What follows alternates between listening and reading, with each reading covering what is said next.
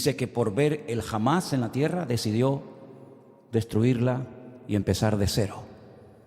¿Será que tantas cosas que estamos viendo es el cumplimiento de profecías que se están cumpliendo delante de nuestros ojos y algunos cristianos no se han dado cuenta? Yo no suelo perder el tiempo escuchando lo que otros dicen en internet de mí o de nuestro ministerio. Sinceramente no tengo tiempo ni deseo perder mi tiempo en esas cosas cuando me dicen, ay, por ahí hay uno que está diciendo esto, por ahí hay otro. Pero en esta semana he recibido algunos mensajes, ¿no? Y concretamente hay un muchacho porque se ha puesto muy de moda utilizar la predicación de un pastor y ponerte al lado, ¿no? ¿Habéis visto esto? Se ha puesto de moda, ¿no? Fíjense, miren lo que dice, ahí viene la palabra, escuchen, atentos hermanos, se ha puesto muy de moda eso, ¿no? Y este muchacho pues cogió una predicación mía, muy honesto el hombre, ¿no? Pidiendo permiso previamente, ¿verdad? Y dice, yo no estoy de acuerdo con lo que este pastor de España dice. Como si a mí me preocupara cuál es su opinión. Sinceramente no me interesa lo más mínimo cuál es su opinión. Y una de las cosas que dice, a mí me gustaría hacerle muchas preguntas a ese pastor español. Querido, si me estás viendo en esta tarde, cuando quieras, hazme todas las preguntas que quieras. Creo que soy una de las personas más fáciles de localizar del planeta Tierra. Vivo en la isla de Tenerife, concretamente en Santa Cruz de Tenerife. Nuestra iglesia está en la calle Garcilaso de la Vega, número 13. Cuando quieras puedes venir y te respondo a todas las preguntas que quieras, no hay ningún problema. Pero no mientas cuando dices que quieres hacerme muchas preguntas y no las haces. La palabra de Dios nos enseña que los últimos tiempos van a ser tiempos muy difíciles, muy complicados. Y el mensaje de hoy me va a costar un poco compartirlo porque hay tanto material sobre lo que quiero decir. Y yo me he dado cuenta que en los últimos años ha habido como una especialidad que se ha puesto de moda y son los predicadores que predican sin espada. Es decir, los predicadores que motivan a sus audiencias, a sus congregaciones. Y claro, cuando oyes a esos hombres con ese léxico, con esas palabras, con ese carisma que tienen, la gente sale allí inflada, ¿no? Porque, claro, son mensajes que no te comprometen, son mensajes donde todo es serás y tendrás y serás. Dios está contigo, te va a bendecir, te va a abrir puertas, etcétera, etcétera, ¿no? Pero ¿cuántos mensajes han oído usted a lo largo de su vida sobre un tema que ahora les voy a preguntar si ustedes creen en eso o no? La ira de Dios. Yo solamente escuché un mensaje en toda mi vida y acabo de cumplir 62 años, desde los 16, 17 años estoy sirviendo al Señor de una manera u otra. En toda mi vida escuché a una persona que predicó un día sobre este tema tan controversial de la ira de Dios, y casualmente fue en esta iglesia, en este mismo púlpito. ¿Se acuerdan ustedes aquel muchacho peladito cubano? ¿Se acuerdan? Él predicó un día sobre la ira de Dios y fue un mensaje excelente. Y después, cuando terminó, le dije, no es fácil predicar de esto. No es fácil porque nadie está orando para tener a Dios de espalda a nosotros. A nadie le agrada ver tragedias y muertes y guerra. A nadie le agrada. No estamos orando para que esas cosas sucedan. Generalmente nuestras oraciones son, Señor, cuídanos, protégenos, bendícenos, ayúdanos. Pero sabemos que nuestro Dios es un Dios de amor, un Dios de misericordia, pero también se enfada. Y yo veo a Dios cuando su Hijo unigénito, el Señor Jesucristo, cargó el pecado de todos y cada uno de nosotros. El Señor Jesucristo dijo, ¿por qué me has desamparado? Dios dejando a su Hijo solo en la cruz, porque en ese momento su Hijo era el pecado personificado de toda la humanidad. Si abandonó a su Hijo temporalmente por la situación del momento, ¿cómo no habrá momentos puntuales en la vida de las naciones y de los seres humanos en los que Dios dice, basta, estoy harto? Estoy cansado.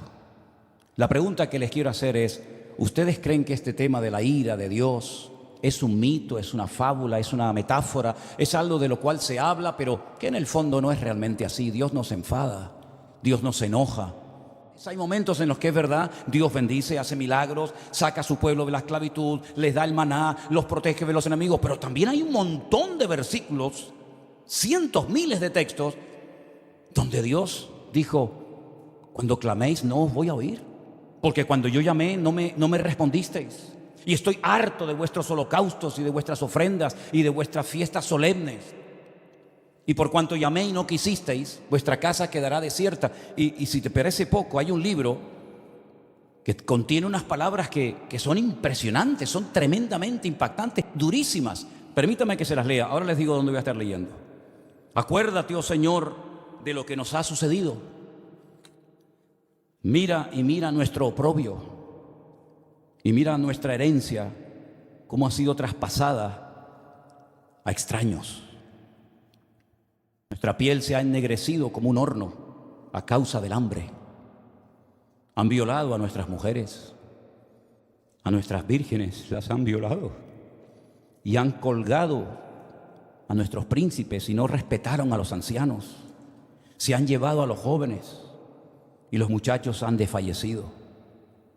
Los jóvenes dejaron de cantar. Cesó el gozo en nuestro corazón. Nuestra danza se ha convertido en luto. Cayó la corona de nuestras cabezas. Ay de nosotros, Señor, porque pecamos. Por esto se entenebrecieron nuestros ojos. Mas tú, Señor, permaneces para siempre y tu trono de generación en generación. No estoy leyendo un poema, estoy leyendo la Biblia en el capítulo 5 del libro de Lamentaciones. Es tremendo, ¿verdad? Es tremendo cuando Dios dice, basta, hasta aquí hemos llegado, se acabó. Es tremendo cuando Dios le dice a su pueblo, no voy a oír vuestras oraciones, no voy a estar presente en vuestras fiestas solemnes, no voy a oír. El cielo lo haré de bronce y vuestras oraciones no pasarán del techo. Es tremendo, ¿verdad?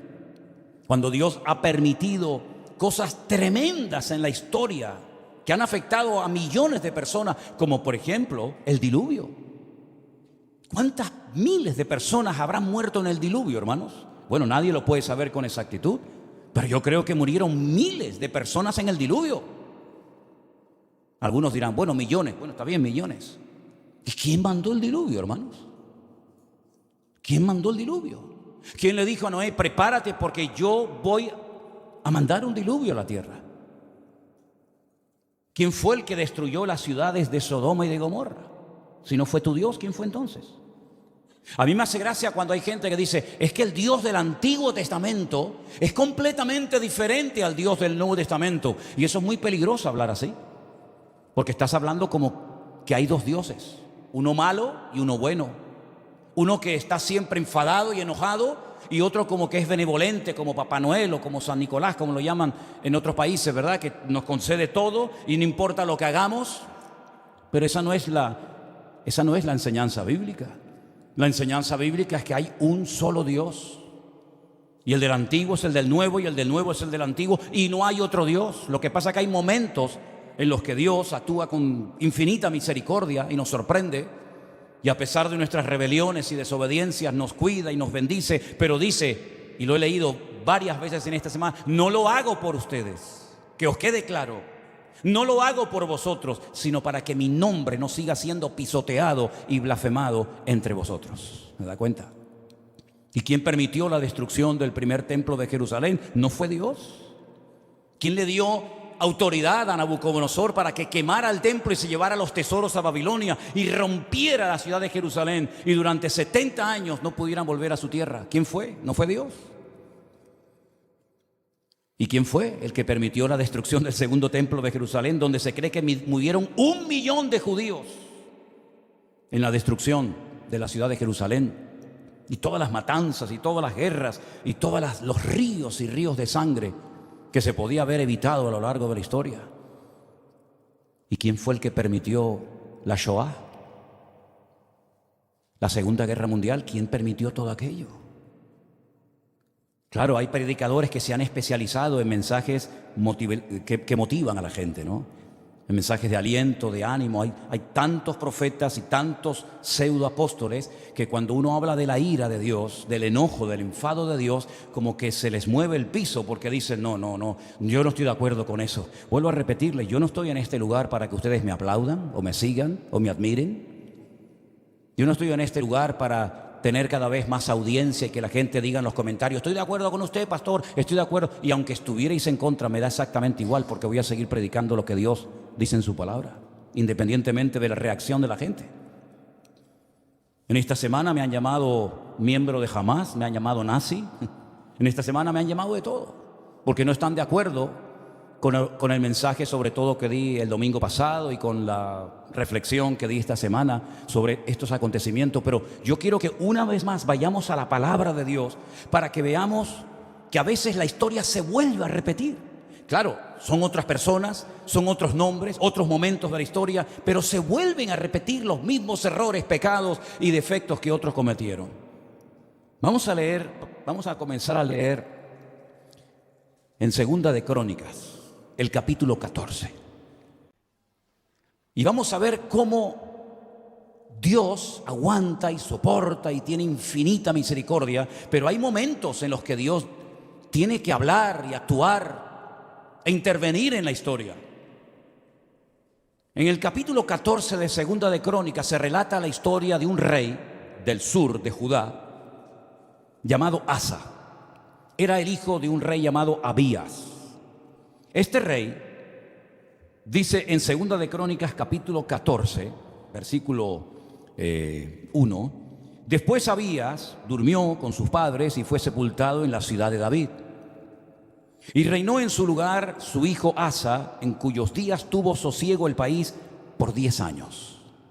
Así parece ser que durante 10 años estuvieron tranquilos, no pasó nada. Hizo Asa lo bueno y lo recto ante los ojos del Señor su Dios, porque quitó los altares de culto extraño y los lugares altos, quebró las imágenes y destruyó los símbolos de acera, y mandó a Judá que buscase al Señor, el Dios de sus padres, y pusiese por obra la ley y sus mandamientos. Quitó asimismo de todas las ciudades de Judá los lugares altos y las imágenes, y estuvo el reino en paz bajo su reinado. Edificó ciudades fortificadas en Judá, por cuanto había paz en la tierra y no había guerra contra él en aquellos tiempos, porque el Señor le había dado paz. Dijo por tanto a Judá: edifiquemos estas ciudades y cerquémoslas de muros con torres, puertas y barras, ya que la tierra es nuestra, porque hemos buscado al Señor nuestro Dios, le hemos buscado y Él nos ha dado paz por todas partes. Edificaron pues y fueron prosperados. Si se terminara la historia de Asa con este versículo, podríamos decir que Asa fue un buen rey, porque dice la Biblia que hizo lo bueno ante los ojos de Dios. Pero ¿dónde se prueba la fe verdadera de un creyente? ¿En la paz, en la calma, en la quietud, en la prosperidad? No, ahí mientras todo va bien, todo el mundo funciona y todo el mundo está contento. Dice que él era bueno delante de Dios y comenzó a hacer una serie de reformas, y comenzó a fortificar ciudades, y comenzó a hacer obras muy interesantes, muy buenas, necesarias también, pero porque había paz, no había guerra en el país. Pero llegó el momento que las cosas cambiaron. Y tuvo también Asa ejército con escudos y lanzas. Tuvo de Judá 300,000. Es curioso, ¿no? El mismo número de reservistas que Israel ha movilizado en estos días, 300,000. Y de Benjamín 280,000, es decir, tenía 580,000 soldados entre su tribu y la tribu de Benjamín, que traían escudo y entensaban arcos, todos hombres diestros. Versículo 9. Salió contra ellos Zera, etíope, con un ejército de 1,000,000 de hombres. 1,000,000 de hombres. Y además tenían 300 carros, y vino hasta Maresa. Entonces salió Asa contra él, ordenaron la batalla en el valle de Cefata junto a Maresa, y clamó Asa al Señor su Dios y dijo, escuchen la oración: oh Señor, para ti no hay diferencia alguna en dar ayuda al poderoso o al que no tiene fuerzas. Ayúdanos, Señor Dios nuestro, porque en ti, ¿qué dice?, nos apoyamos, y en tu nombre venimos contra este ejército. Casi igual que las palabras que David pronunció cuando fue a pelear contra el gigante Goliat. Tú vienes contra mí con espada y jabalina, mas yo voy contra ti en el nombre de mi Dios. Ahora Asa casi dice lo mismo. Ayúdanos, porque en tu nombre venimos contra este ejército. Oh Dios, tú eres nuestro Dios. Que no prevalezca el hombre contra nosotros. ¿Qué pasó? Que el Señor, Jehová, deshizo a los etíopes delante de Asa y delante de Judá, y huyeron los etíopes, que eran 1.000.000 de hombres armados hasta los dientes, y además 300 carros de combate. Era humanamente imposible hacer frente y vencer a este poderosísimo enemigo, porque la desproporción era enorme. Tenían 580.000 hombres, pero el enemigo viene contra ti con 1.000.000 de soldados y no vas a poder hacer frente a esta guerra. ¿Qué fue lo que hizo Asa? Orar. Señor, ayúdanos. Nos apoyamos solamente en ti. Dios le respondió sí o no. ¿Vio una contundente victoria? Sí o no. ¿Fue el enemigo derrotado? Sí o no.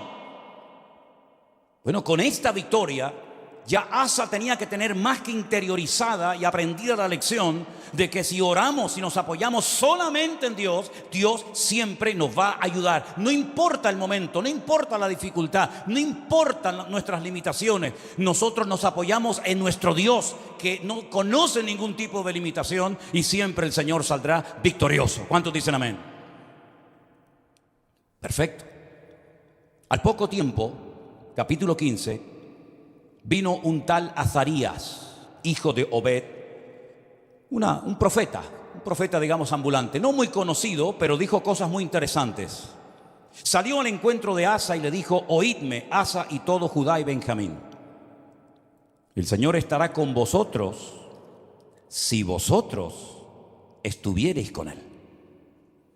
Y si le buscareis, será hallado de vosotros, mas si le dejareis, él también os dejará. Esto funciona así. Muchos días ha estado Israel sin verdadero Dios, sin sacerdote que enseñara y sin ley. Pero cuando en su tribulación se convirtieron a Jehová, el Dios de Israel, y le buscaron, él fue hallado de ellos. ¿Cuántos dicen amén? Es decir, la palabra que el Señor le está dando a través de este profeta al rey Asa es tremenda. Si siguen en esta línea, si siguen apoyándose en el Señor, si siguen confiando en Él y en su palabra, si no se apartan de su ley, de sus mandamientos, el Señor estará con vosotros. Ya os lo ha demostrado clarísimamente. No importa si viene 1.000.000 o 5 o 20, da igual. Tú mismo, rey Asa, has dicho en tu oración que tú ayudas tanto al poderoso como al que no tiene ninguna fuerza. Porque el ejército o la victoria no depende de nosotros, sino depende del Señor, porque no es con espada, no es con ejército, es con mi Santo Espíritu, dijo el Señor. Y él lo vio, el Señor se lo demostró. Este hombre se animó tanto con aquella palabra, con aquella contundente victoria, que siguió haciendo cambios y siguió haciendo reformas tremendas en todo el país. La Biblia dice que llevó al pueblo a un momento, a una reunión muy solemne, versículo 11, o 10 si quieren. Dice que se reunieron en Jerusalén en el mes tercero del año 15 del reinado de Asa, y en aquel mismo día sacrificaron para el Señor del botín que habían traído, escuche esto, 700 bueyes y 7.000 ovejas. Aquello tenía que ser un río de sangre terrible. Sacrificar 700 bueyes y 7.000 ovejas, aquello tuvo que ser algo impresionante. Pero a él no le importaba darle todos estos sacrificios al Señor, porque él estaba contento, él estaba agradecido, porque él había visto la mano de Dios poderosa. Y además dice que prometieron, versículo 12, solemnemente que buscarían a Jehová, el Dios de sus padres, de todo su corazón y con toda su alma. Lo juraron delante de Dios. Se tomaron en serio este juramento. Y cualquiera que no buscase al Señor, el Dios de Israel, que muriera, fuera grande o pequeño, hombre o mujer. Juraron al Señor con gran voz y júbilo, al son de trompetas y bocinas. Y todos los de Judá se alegraron en este juramento, porque de todo corazón lo juraban y toda su voluntad lo buscaban, y fue hallado de ellos, porque el Señor les dio paz por todas partes. ¿Cuántos dicen amén? Va bien la historia, ¿no? Va bien, vamos bien, vamos bien. El hombre está siendo bendecido, el hombre está siendo usado, Dios está dando paz, Dios está respondiendo a su oración, el enemigo está siendo derrotado y humillado. Vamos bien, gloria a Dios, gloria a Dios. Hace una cosa muy interesante. Estaba el hombre tan entusiasmado y tan contento con su Dios que hasta a su propia madre la puso en su sitio. Miren lo que le dice a su madre, o lo que hace con su madre en el verso 16. Aún a Maaca, la madre del rey Asa, cuidado, no era una cualquiera, era su propia madre, la depuso de su dignidad, porque había hecho una imagen de acera, y Asa destruyó la imagen y la desmenuzó y la quemó junto al torrente del Cedrón. A su propia madre le dijo: no voy a permitir, por muy madre que seas de mí, que tengamos entre nosotros una imagen de esta acera. La destruyó, la desmenuzó y le prendió fuego en el torrente de Cedrón, ese torrente, ese barranco que hay entre el monte Moriah del templo y el monte de los Olivos. Le prendió fuego. Y en el versículo 18 dice que trajo a la casa de Dios, al templo, todo lo que su padre había dedicado y lo que él había consagrado. Y dice: plata, oros, utensilios, llevó un montón de cosas. La generosidad brotó en su corazón. Y dijo: voy a llevar a la casa de Dios, al templo, oro y plata y utensilios de todo tipo. Tremendo. Si terminara, repito, la historia del rey Asa con este capítulo, podríamos marcharnos a casa diciendo: gloria a Dios, por fin nos encontramos un buen rey. Porque lamentablemente no todos fueron buenos, hubieron algunos que fueron terribles, pero este por lo menos fue bueno. Pero es que la historia continúa. La historia nos lleva al capítulo 16, donde dice que en el año 36 de su reinado, tuvo mucho tiempo como rey, subió Baasa, el rey de Israel, el que estaba en el norte. Ya el país se había dividido, recuerden esto, hermanos. Estaba Judá al sur con la tribu de Benjamín, y las 10 tribus al norte adoptaron el nombre de Israel. Y entonces el rey de Israel, en este caso se llamaba Baasa, va contra él, fortifica la ciudad de Ramá para no dejar salir ni entrar a ninguno. ¿Y qué es lo que hace Asa? Se supone que tenía que hacer exactamente lo mismo que ya había hecho y que le había dado tan buenos resultados, ¿sí o no? Orar, clamar al Señor, apoyarse en el Señor y poner en práctica el juramento que habían hecho. Nos apoyaremos en ti, confiaremos en ti. Lamentablemente no hizo eso, no lo hizo. ¿Qué es lo que hace? Sacó Asa la plata y el oro de los tesoros de la casa de Dios. Es decir, ayer los entregué al Señor, hoy los vuelvo a tomar. Ayer los consagro para uso exclusivo del templo, y ahora tomo todo eso que no es mío.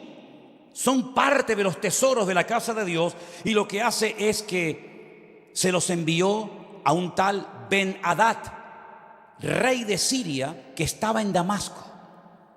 ¿Y este qué pinta aquí? ¿Quién es este rey de Siria, este tal Ben-Hadad? ¿Qué pinta este hombre en todo esto? Bueno, le dijo: hay alianza entre tú y yo como la hubo entre tu padre y mi padre. He aquí yo te he enviado plata y oro para que vengas y deshagas la alianza que tienes con Baasa, el rey de Israel, a fin de que se retire de mí. Consintió Ben-Hadad con el rey Asa y envió los capitanes de su ejército contra las ciudades de Israel, y conquistaron Gijón, Dan, Abel-Maín, las ciudades de aprovisionamiento de Neftalí. Y oyendo esto, Baasa cesó de edificar a Ramá y abandonó su obra. Entonces el rey Asa tomó a todo Judá, y se llevaron de Ramá la piedra, la madera con la que Baasa edificaba, y con ella se edificó la ciudad de Jeba y a Mizpa.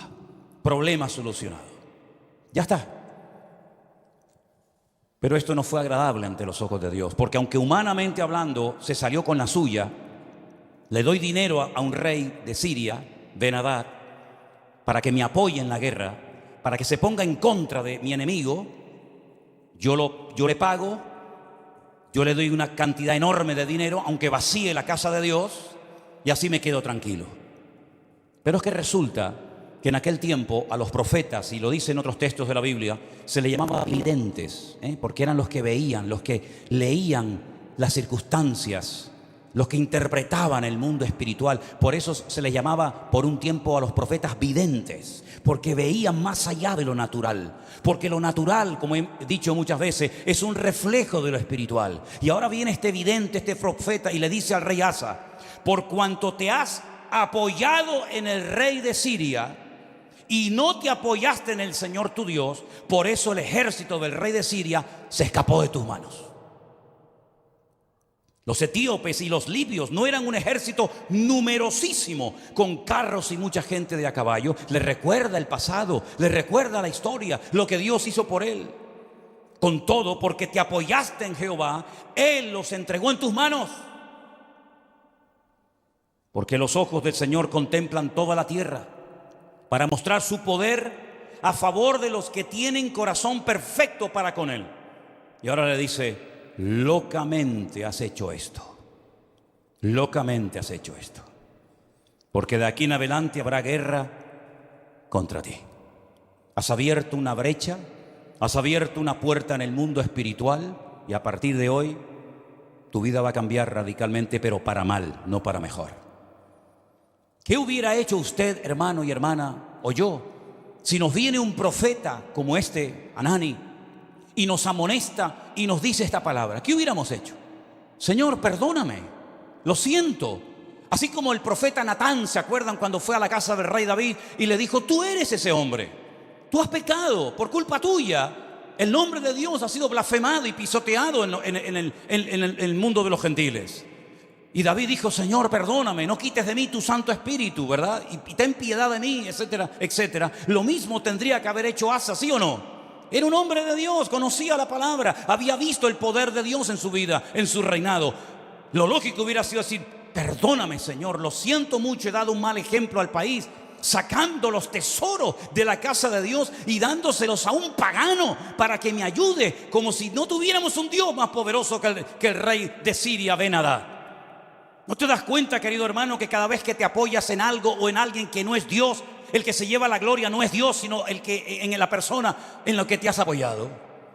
Locamente has actuado. Tú, un hombre de Dios, no tiene que actuar de esta manera. Un pueblo que conoce a su Dios no puede caer en estos errores. ¿Qué dije el domingo pasado? Hay cosas que se hacen en este país, o en el tuyo, o en muchas naciones de la tierra, que no es que estén bien, pero bueno, digamos que no afectan tanto al mundo espiritual. Pero Israel no puede permitirse ser como los demás. Israel no puede imitar a los demás perdiendo su identidad, apoyándose en lo que nunca tenían que haberse apoyado y olvidándose de su Dios. Porque Israel no es un país cualquiera. Israel tiene que ser un punto de referencia para todo el mundo. Tiene que ser una luz entre las naciones, que ese fue el propósito por el cual, o uno de los propósitos por el cual Dios los llamó. Así que has actuado locamente porque tú tenías que haberte apoyado en el Dios Todopoderoso, que te ha demostrado que es un Dios poderoso y que no importa si vienen 1 millón o 20 contra ti, el Señor te va a librar. Y como hemos cantado esta tarde, y espero que no solamente haya sido una canción, sino algo que tenemos claro en nuestra vida: por un camino vendrán y por 7 huirán. Y él sabía ese versículo que hemos cantado en esta tarde. Pero ¿qué pasó? Versículo 10. Se enojó Asa contra el vidente, se enfadó contra el profeta, lo mete en la cárcel porque se encolerizó grandemente a causa de esto. No le hizo gracia la palabra del profeta Hanani, no le gustó. Oprimió Asa en aquel tiempo a algunos del pueblo. Mas he aquí, los hechos de Asa, primeros y postreros, están escritos en el libro de los reyes de Judá y de Israel. Ahora escucha bien. En el año 39, pocos años después de su reinado, este rey enfermó gravemente de los pies. Y en su enfermedad, ¿a quién buscó? A los médicos. Como diciendo: ni en mi enfermedad me voy a humillar delante de Dios. No está mal ir a los médicos, ni mucho menos. El Señor dice en su palabra: yo envío sanidad y medicina a mi pueblo.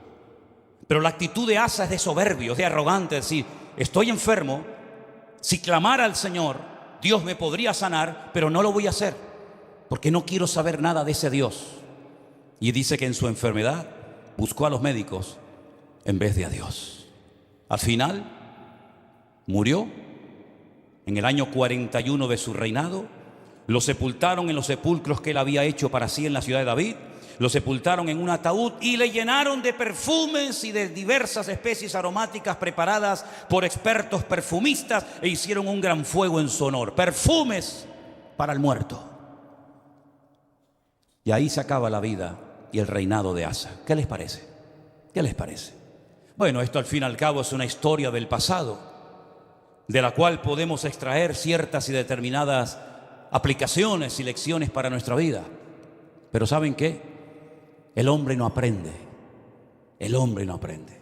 Sigue cometiendo los mismos errores, los mismos pecados, y en vez de apoyarse solamente en Dios, que los ha librado tantas veces de ser destruidos y tragados por sus enemigos, vuelven a apoyarse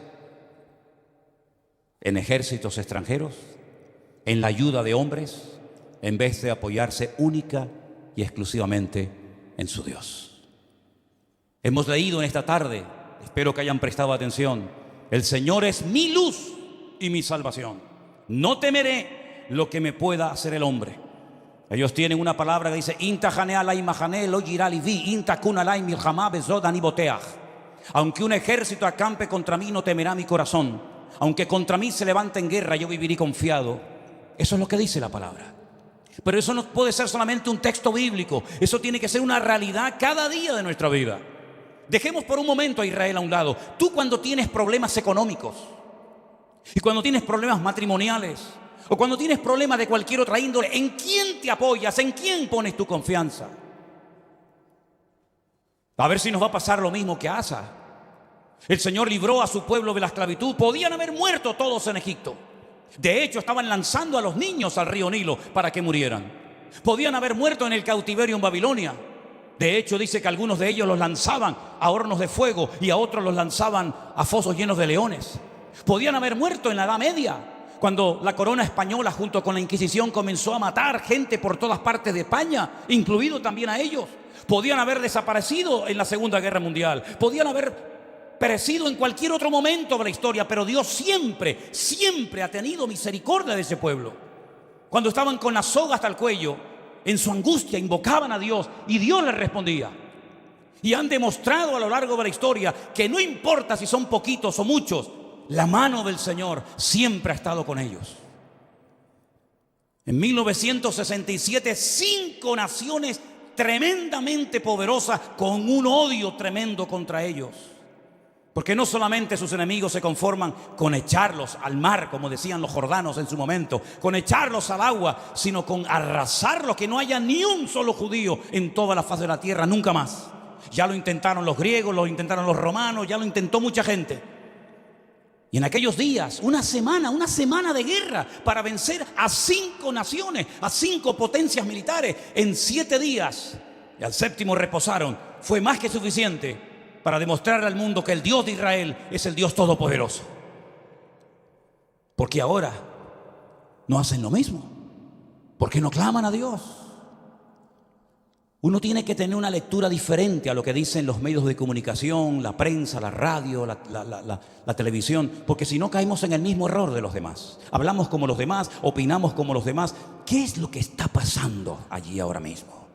¿Qué es lo que está sucediendo espiritualmente hablando? Que de eso no te va a hablar nadie.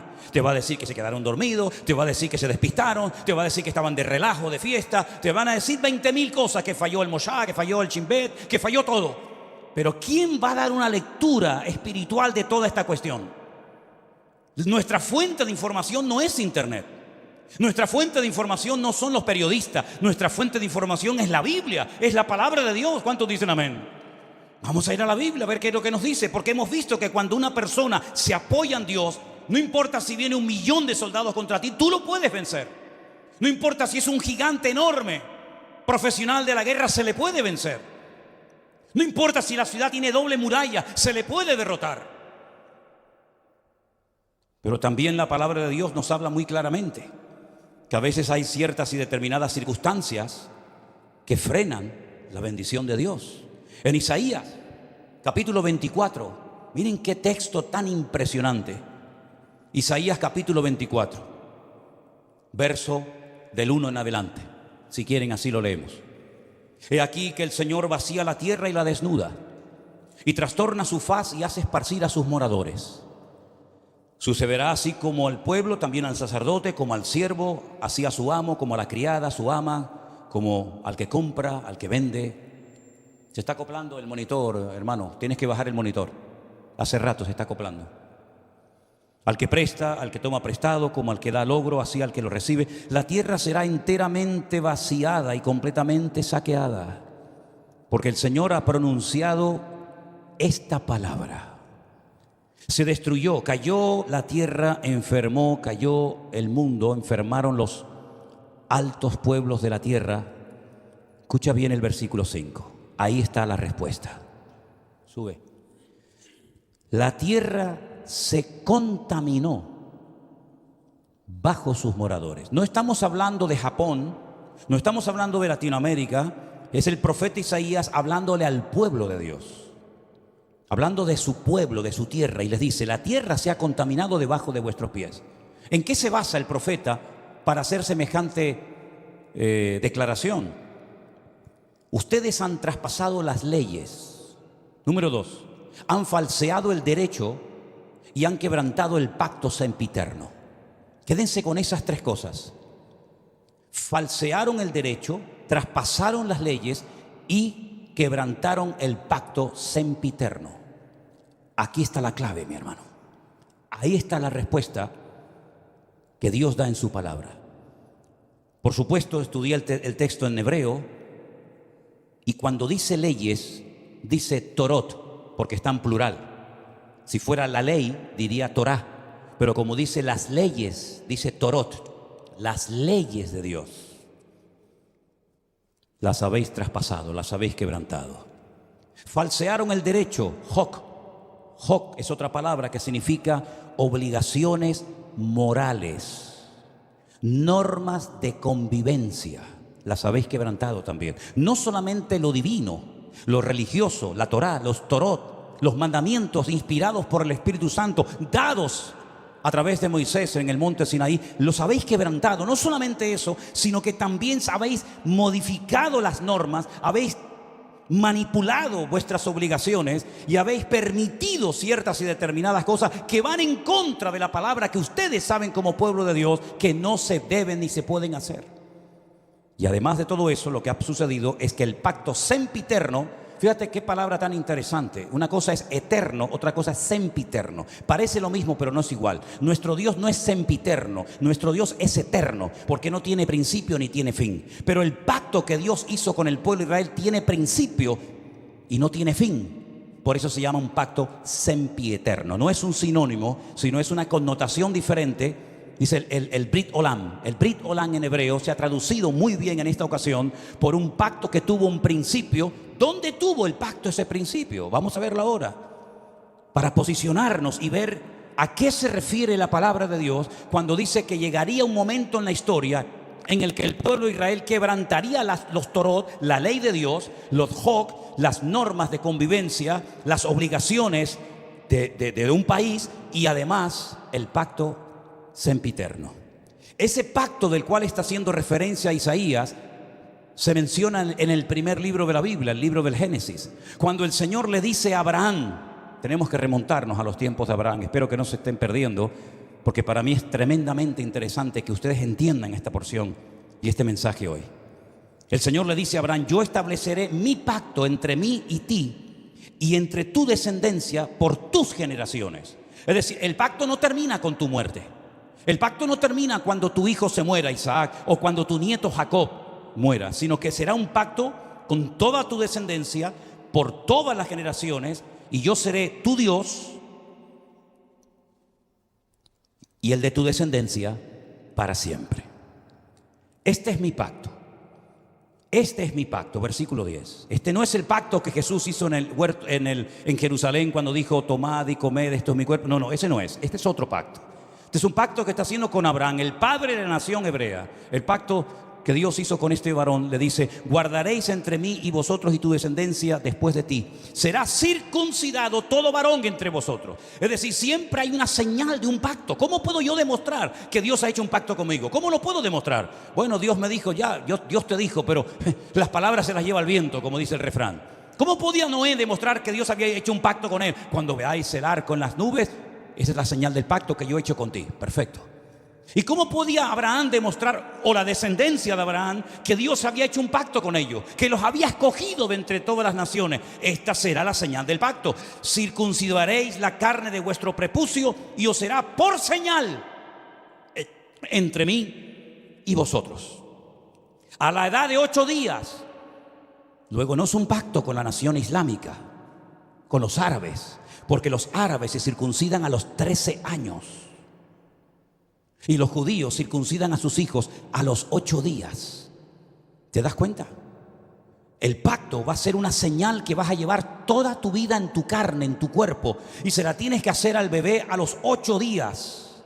Por vuestras generaciones. El nacido en casa, el comprado por dinero, también los extranjeros que no fueren de tu linaje. Debe ser circuncidado el nacido en tu casa, el comprado por dinero. Estará mi pacto en vuestra carne por pacto perpetuo. El varón incircunciso, el que no hubiere circuncidado la carne de su prepucio, aquella persona será cortada de su pueblo, ha violado mi pacto. Da igual si son religiosos o no, si son creyentes o no, si son practicantes o no. No hay ni un solo varón de Israel que no sea circuncidado, ni uno. No van a la sinagoga, no leen la Torá, no practican los mitzvot, no se ponen los tefilín, no hacen ningún tipo de manifestación religiosa, pero a nadie se le ocurriría tener un hijo y no circuncidarlo. Eso no se negocia. Aunque te hayas casado con una chica no judía, jamás por amor a tu mujer no judía vas a decir, bueno, al niño no lo circuncidamos. No, lo han hecho en todas partes, en Egipto. En la Segunda Guerra Mundial lo hacían, a escondidas lo hacían, por la prohibición que los reyes católicos pusieron de que no se podía seguir circuncidando. Es la señal del pacto. Todos los hombres en Israel están circuncidados. Llevan en su carne la señal de que están bajo un pacto. Lo entiendan o no, ustedes se han metido debajo de un pacto. ¿Cómo se llama Israel? ¿Cómo se llama ese país? Israel, no. Estado judío de Israel.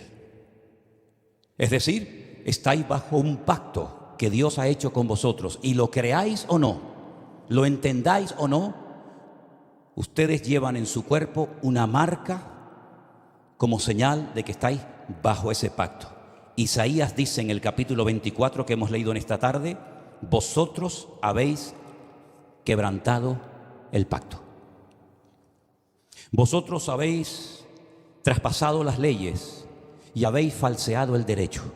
La ley de Dios no se modifica, no se le quita ni se le añade nada. Ya están los 613 mandamientos en lo que se conoce como la ley, la Torá, el Pentateuco, el Humash, ponle el nombre que usted quiera. 613 mandamientos, no se le quita ni se le pone nada. Si quieres saber cuáles son esos mandamientos, tienes ahí Génesis, Éxodo, Levítico, Número y Deuteronomio. Ahí están todos. Eso ya no se puede tocar, pero las normas, las reglas tienen que ir en consonancia con la ley de Dios, ¿sí o no? ¿Quién se tiene que adaptar? ¿El hombre a Dios o Dios al hombre? El hombre a Dios, ¿no? Luego, cuando en la Knesset, ¿qué es la Knesset? La Knesset es el parlamento israelí, donde están todos los partidos políticos, los de derecha, los de izquierda, los árabes, todos están allí. En la Knesset se aprueban leyes, y esas leyes tienen que ir en consonancia con la palabra de Dios, porque ustedes están bajo un pacto y lo saben porque llevan la señal de ese pacto en vuestra propia carne. ¿Me siguen o no? Ok. Vamos a conocer al presidente del parlamento israelí. Se los presento a todos ustedes. Ahí lo tienen. El presidente de la Knesset de Israel se llama Amir Ohana. Presidente de la Knesset. Presidente del parlamento israelí, judío, circuncidado. Faltaría más. Veamos lo que nos dice la Wikipedia en su vida personal. El señor Amir Ohana y su pareja Alon Haddad formaron una familia homoparental con un hijo y una hija que concibieron a través de la subrogación gestacional de una mujer de Oregón, Estados Unidos. Sin comentarios. Gracias. Presidente del Parlamento israelí. Vosotros habéis traspasado mis leyes, habéis pervertido el derecho y habéis quebrantado mi pacto. Alguien dijo, no es una frase mía, cuando nos distanciamos de Dios y de su palabra, ponemos nuestra vida en peligro. ¿No les parece a ustedes? Pero la palabra de Dios dice, sin santidad nadie verá al Señor. Llámese Israel, llámese sudamericano, llámese latino, llámese como se llama. Sin santidad nadie verá al Señor. No es un título, una nacionalidad, un pasaporte lo que nos salva, sino el apoyarnos única y exclusivamente en Dios y en su palabra. Pero ahora resulta que ya están tranquilos, porque el tío Sam les ha dicho, yo estoy con ustedes. Antes se llamaba Ben-Hadad, ¿se acuerdan? Ben-Hadad. Ahora se llama señor Biden. Pero qué lástima que no haya un Ananí en Israel hoy por hoy. Porque si Juan el Bautista levantara la cabeza y entrara al parlamento israelí, bueno, ya entró en su época, ¿no? Cuando aquel rey llamado Herodes, ¿se acuerdan? ¿Se acuerdan el rey Herodes? Aquel títer, aquel monigote que ni era rey ni nada, pero lo habían nombrado los romanos, le habían dicho, tú vas a ser el rey de Israel. Qué valientes fueron los magos de Oriente, ¿se acuerdan? Cuando vienen seguramente en un viaje de días, de semanas o tal vez de meses y llegaron a Belén, al Herodión, donde vivía el rey Herodes, y le dijeron, venimos a adorar al rey de los judíos porque su estrella hemos visto en el oriente. Y Herodes habrá dicho, ¿el rey de los judíos soy yo? No, tú eres un estrellado. Nosotros venimos a ver aquel que es digno de recibir toda honra y toda gloria. Y dice que cuando llegaron, se postraron y lo adoraron, ofreciendo sus tesoros de oro, incienso y mirra. A ese rey perverso y terrible llamado Herodes, llegó un día Juan el Bautista, que algunos habrán dicho, cállate la boca, no digas nada. Te la está jugando. Y le dijo, no te es lícito haberle robado la mujer a tu hermano y llevártela a tu cama y acostarte con ella. No te es lícito, adúltero. ¿Qué le costó a Juan el Bautista esa declaración? La cabeza. El rey Herodes quiere hablar contigo. Jesús dijo, decidle a esa zorra. Y me dicen a mí que yo soy duro hablando. Decidle a esa zorra. Y no fue a verlo. Y cuando aquel soberbio, arrogante romano le dice, no me hablas, llevo una hora interrogándote, te puedo librar de la mano de tus verdugos y no me contestas, no sabe que tengo autoridad para librarte. Y es entonces cuando el Señor dice, tú no tendrías nada que hacer contra mí si mi Padre no te lo permite. Aquí no se mueve ni una sola hoja de un árbol sin permiso de nuestro Dios. Y no hay nada que ocurra en las naciones de la tierra, y menos en esa tierra santa para Dios, donde Él es el dueño de la tierra, que no lo permita el Señor. ¿Se dan cuenta cómo tenemos que clamar por misericordia más que nunca, mis queridos hermanos? Con semejantes personajes, con semejante panorama, que Dios tenga misericordia de nosotros. Miren esta fotografía, miren esta fotografía. Estamos en la ciudad de Tel Aviv, un montón de gente. Sería muy bueno que la ampliara. Sí, yo sé que se va a perder mucho de lo que dice, pero ahí hay una reunión de oración. Fueron a orar. Y judíos, por temor a que en otras naciones no les dejaran en público hacer una reunión de oración, viajaron expresamente en esos días de Yom Kippur a Israel, porque todos los años se hace en una plaza pública en Israel, se hace un acto de oración, de perdón.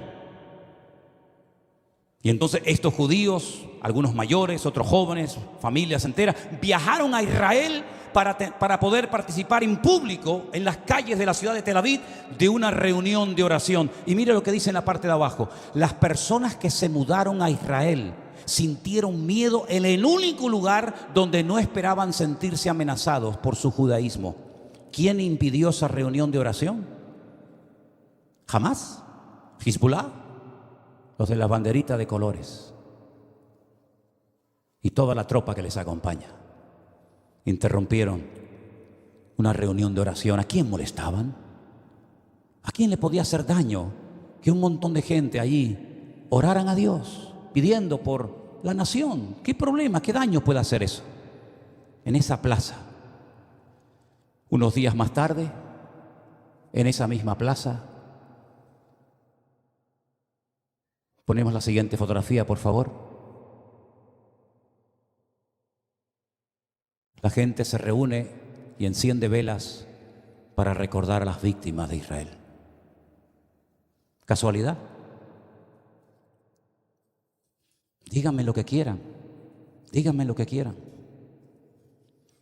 Pero en esa plaza, una semana atrás, los echaron prácticamente a patadas para que no oraran por Israel.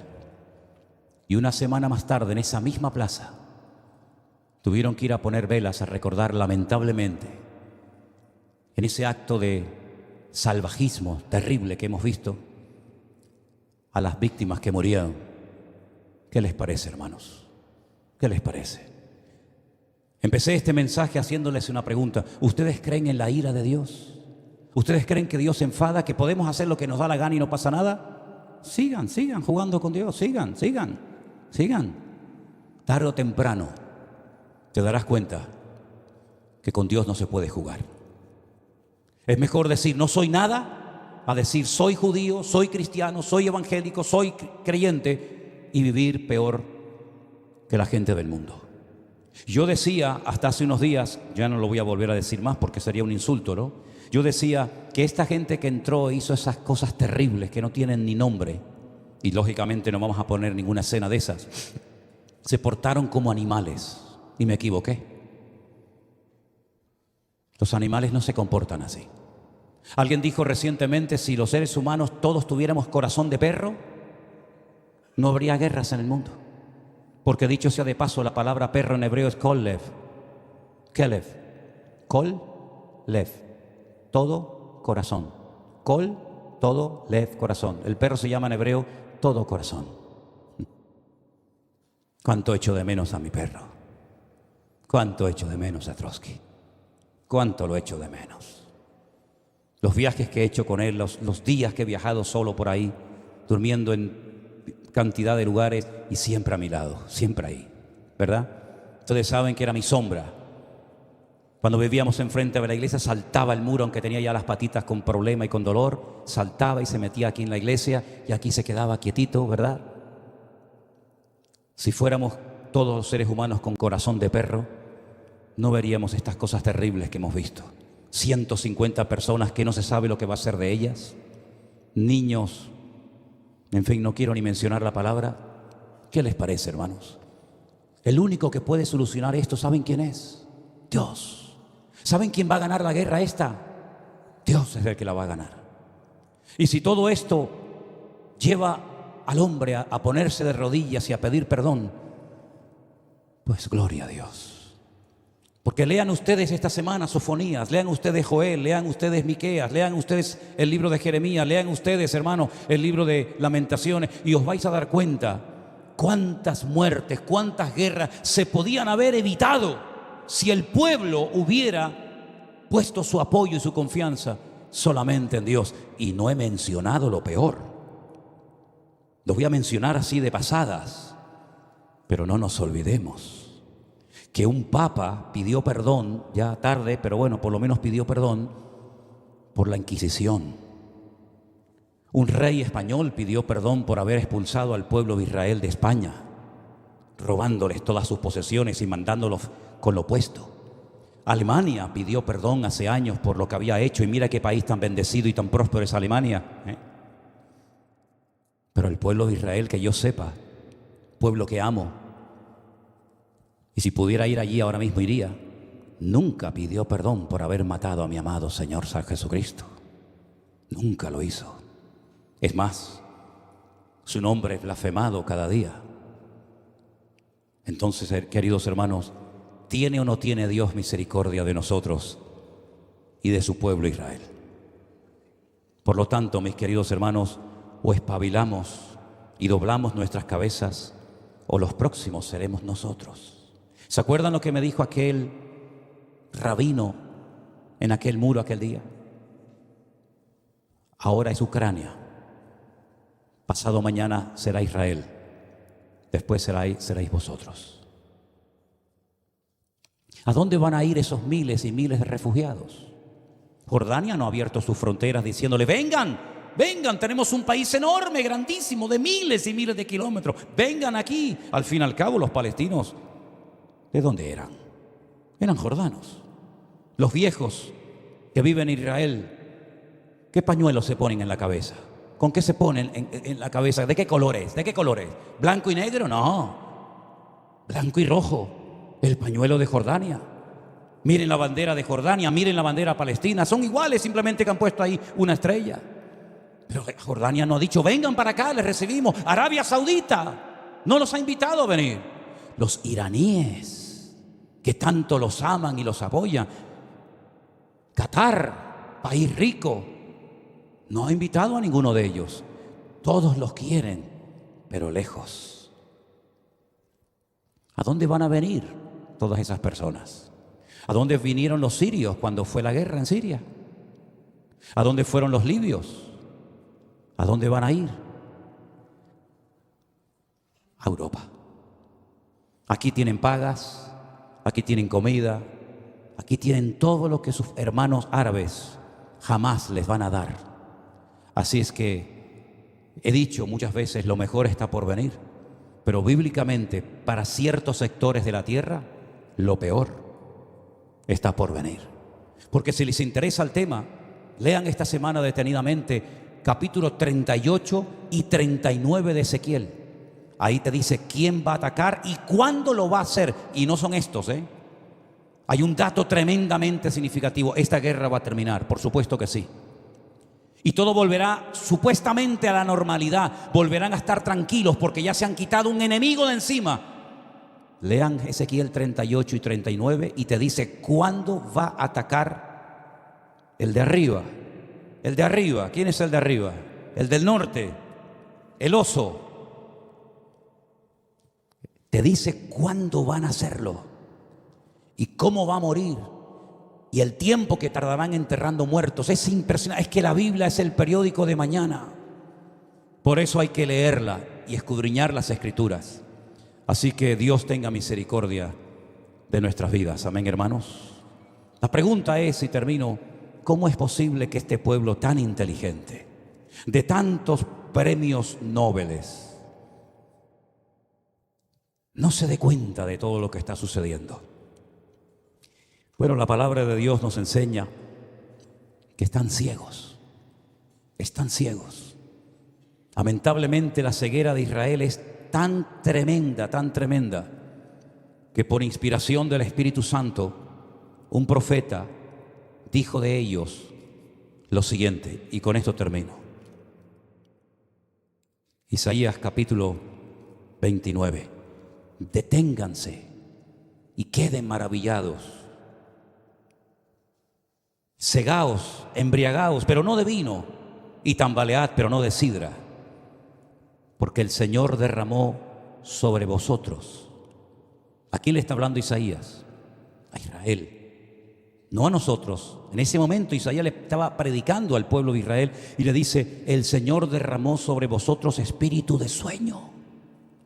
Cerró los ojos de vuestros profetas. No hay profetas en Israel.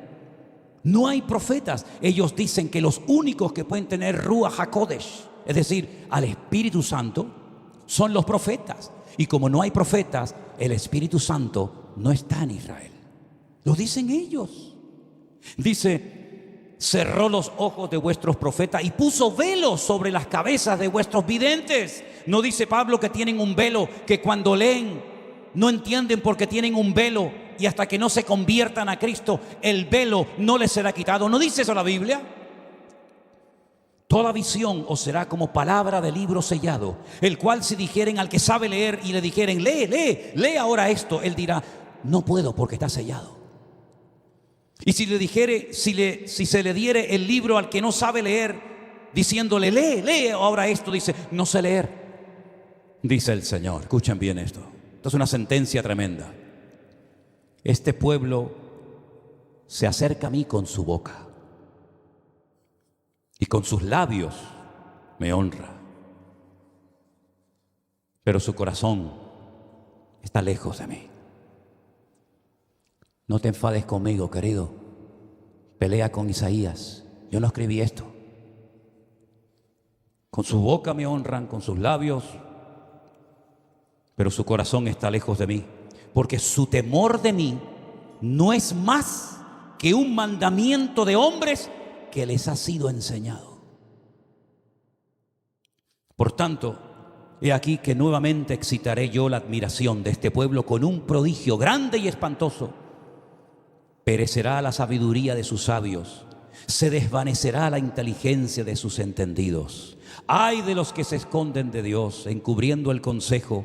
Sus obras están en tinieblas y dicen: ¿quién nos ve? ¿Quién nos conoce? Vuestra perversidad ciertamente será reputada como el barro del alfarero. ¿Acaso la obra dirá de su hacedor: no me hizo? ¿Dirá la vasija de aquel que le ha formado: no entendió? Hermanos queridos, necesitamos orar más que nunca para que Dios tenga misericordia de ese pueblo, de sus dirigentes, como de todos y cada uno de nosotros. Y Dios volverá, claro que sí, otra vez a tener misericordia de su pueblo. Y otra vez llenará su boca de risa. Y otra vez dirán entre las naciones: grandes cosas ha hecho el Señor con estos. Pero ya es tiempo de que despertemos y nos demos cuenta de que hay cosas que se pueden evitar en la vida si obedecemos a Dios. ¿Por qué aprender a base de lágrimas? ¿Por qué aprender a base de humillaciones? ¿Por qué aprender a base de palos? Si el Señor nos ha dejado en su palabra las instrucciones concretas y específicas para no sufrir innecesariamente, para no morir antes de tiempo, para no tener que hacer el ridículo, porque el Señor creó a ese pueblo para que fueran siempre cabeza y nunca cola, para que estuvieran siempre arriba y nunca debajo. Eso fue lo primero una de las cosas que más me impactó cuando yo fui a Israel, sobre todo al Kotel Hammaraví, al Muro de los Lamentos. Yo llegué al Muro de los Lamentos, una plaza enorme, y hay una pared, como ustedes saben, grandísima. Y allí están los judíos orando 24 horas al día, siempre orando, con sus movimientos, con su Torá, con sus salmos y con sus historias. Y cuando levantas la cabeza dice: ¿y ahí arriba? ¿Quiénes están ahí arriba orando? Esas mezquitas que están ahí arriba, aquella de Al-Aqsa, el Tomo de la Roca, donde Abraham subió a sacrificar a Isaac. ¿Quiénes están ahí arriba? No, arriba están los árabes. ¿Arriba? Sí, están arriba. ¿Y abajo?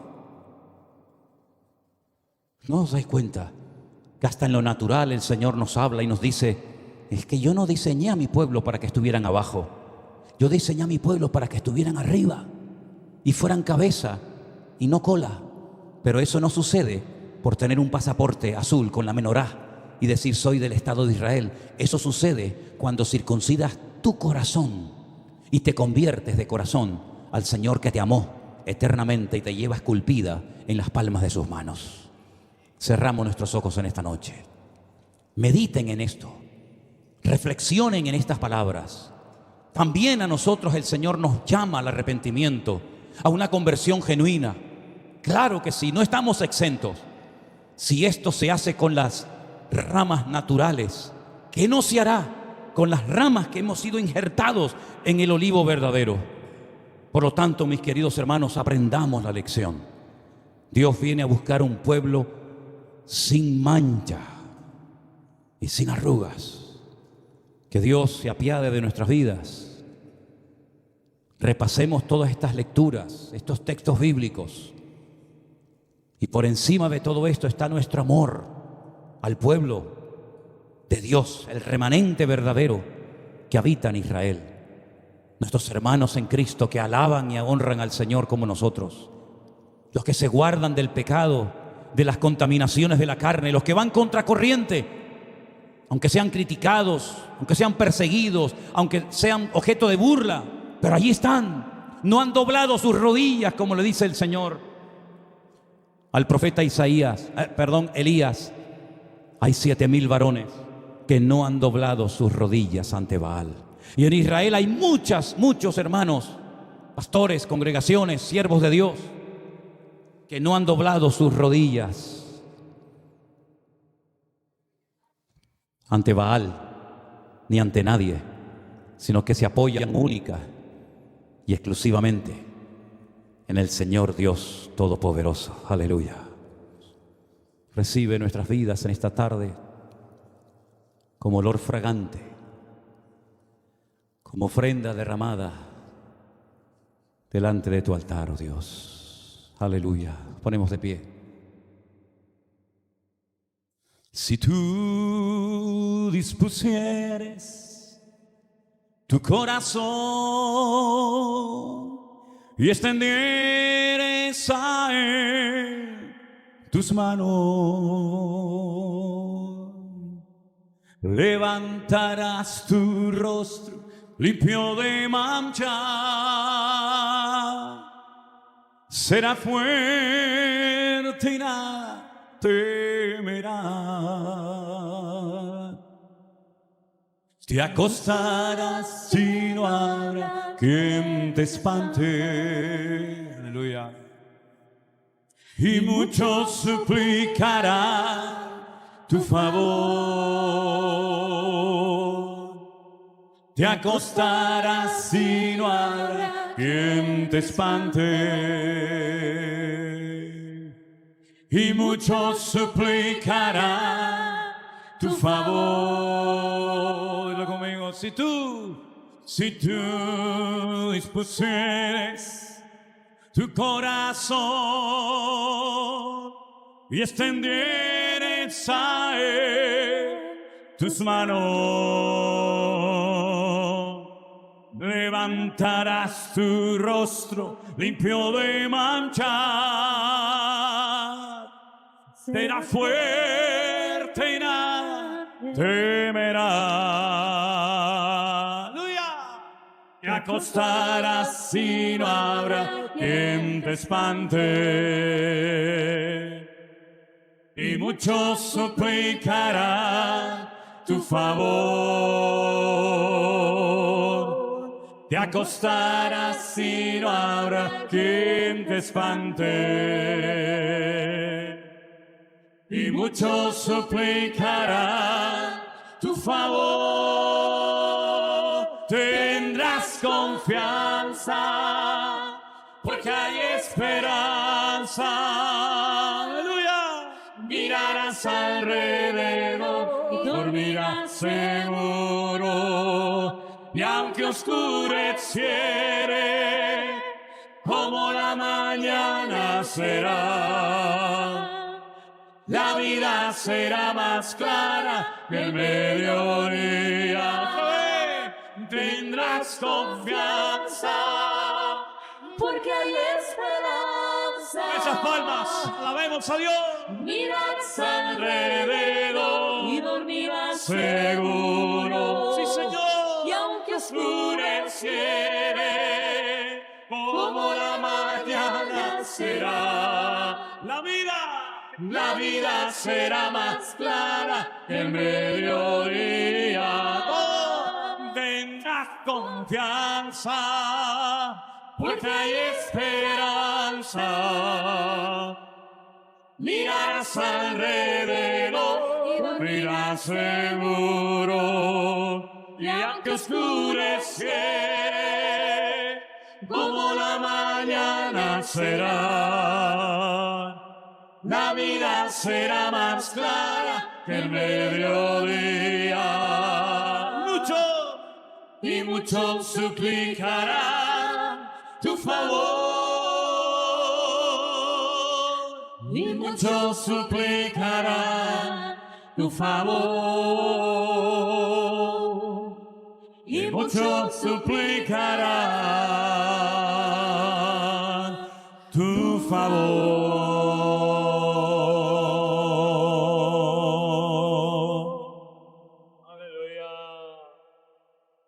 Oh, gracias, Jesús. Gracias, Señor Jesús. La vida de Asa terminó siendo como cualquier otro ser humano, enterrado.